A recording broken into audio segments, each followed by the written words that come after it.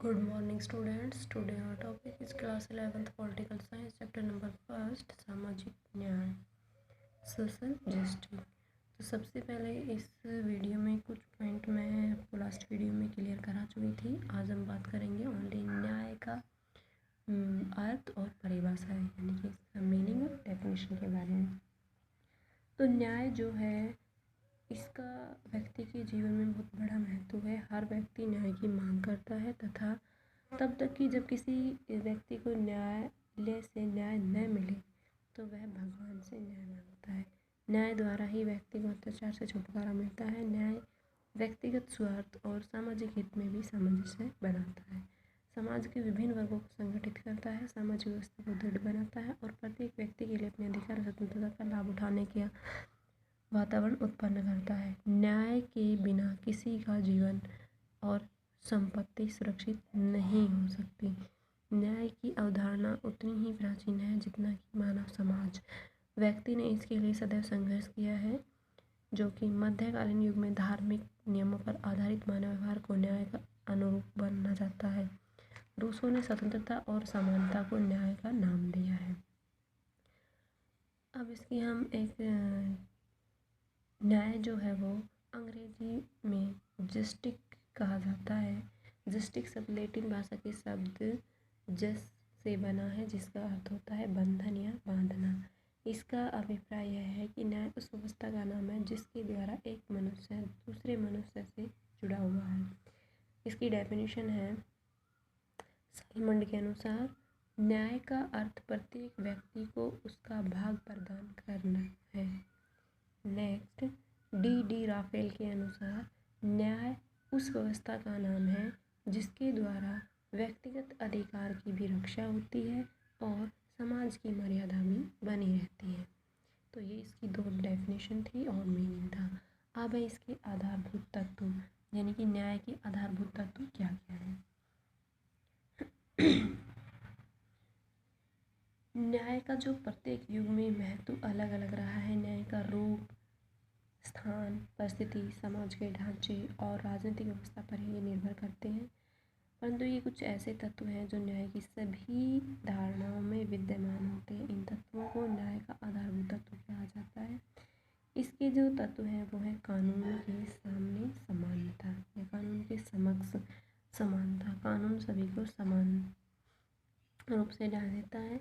Next point है सत्य। सत्य न्याय का दूसरा महत्वपूर्ण तत्व है। सत्य का अर्थ है घटना का ज्यों का त्यों प्रस्तुतिकरण। जैसी घटना घटी है उससे संबंधित या उसी के बारे में सच्चाई बताना।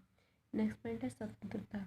न्याय और स्वतंत्रता परस्पर घनिष्ठ संबंध रखते हैं। बिना स्वतंत्रता के न्याय की कल्पना नहीं की जा सकती। केवल स्वतंत्र और स्वच्छंद वातावरण ही मनुष्य न्याय प्राप्त कर सकता है। इसीलिए व्यक्ति की स्वतंत्रता पर किसी प्रकार का प्रतिबंध नहीं लगाना चाहिए। स्वतंत्रता पर प्रतिबंध लगाना अन्याय है।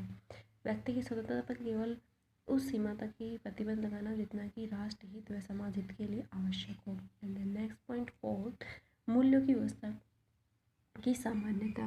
न्याय का यह रूप इसे समरूपता प्रदान करता है। इसका अर्थ है कि प्रत्येक मामले में तथा विभिन्न परिस्थितियों में न्याय की एक ही धारणा का प्रयोग किया जाना चाहिए। अलग अलग मामलों में न्याय की अलग अलग धारणाओं को लागू नहीं करना चाहिए। एक ही प्रकार की धारणा को लागू करेंगे तो सभी को समान रूप से न्याय मिलेगा। देन पॉइंट नंबर 5, प्रकृति की अनिवार्यताओं के प्रति सम्मान। जो कोई भी व्यक्ति के सामने सामर्थ्य से बाहर जो कोई कार्य प्रकृति की ओर से व्यक्ति के लिए असंभव हो, उन्हें करने के लिए व्यक्ति को मजबूर कर न्याय की भावना के विरुद्ध होता है।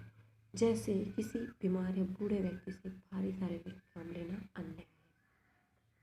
तो इस प्रक्रिया प्रकृति की अनिवार्यता के प्रति उनको सम्मान करना चाहिए। निष्पक्षता इसका नेक्स्ट पॉइंट है। निष्पक्षता भी न्याय का एक महत्वपूर्ण तत्व है। इसका अभिप्राय है कि किसी भी व्यक्ति का आधार पर भेदभाव नहीं किया जा सकता है, जैसे कि जाति के आधार पर, धर्म के आधार पर, वंश के आधार पर, लिंग के आधार पर पक्षपात में नहीं करना चाहिए।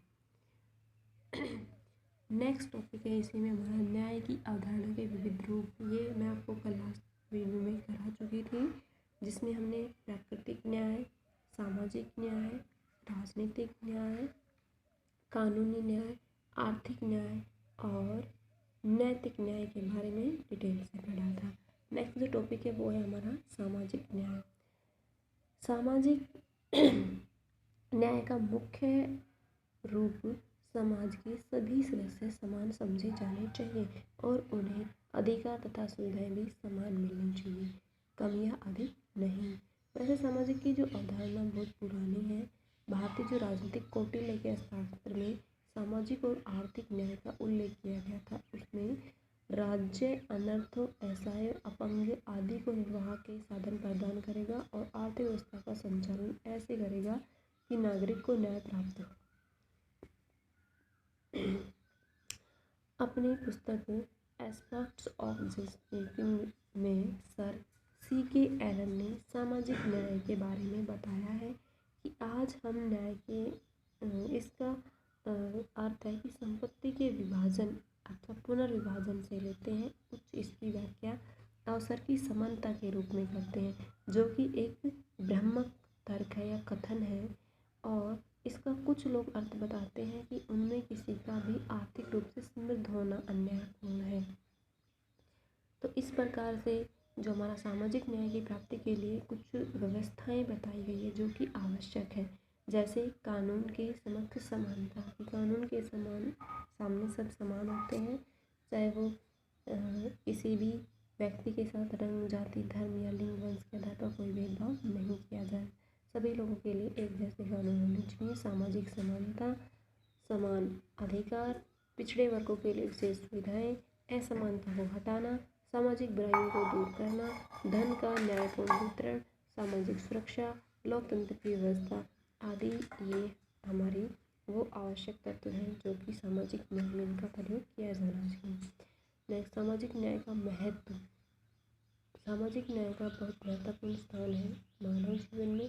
सामाजिक न्याय की स्थापना के बाद वर्ग विहीन समाज की स्थापना है, जिसमें शिक्षा का विकास होता है, शिक्षित नागरिकों की संख्या बढ़ती है, शिक्षित नागरिक देश की संपत्ति माना जाता है, और सामाजिक न्याय राष्ट्रीय एकता को मजबूत करता है और लोकतंत्र को सफल बनाने में सहायक भी होता है। अंत में नागरिक सुखी जीवन व्यतीत इसके माध्यम से कर सकता है। आप write down question number first for homework. न्याय का अर्थ, परिभाषा व इसके आधारभूत तत्वों का वर्णन कीजिए। क्वेश्चन नंबर 2, न्याय की अवधारणा के विविध रूपों का वर्णन कीजिए। द नेक्स्ट क्वेश्चन, सामाजिक न्याय क्या है व इसका महत्व का वर्णन कीजिए। Thank you.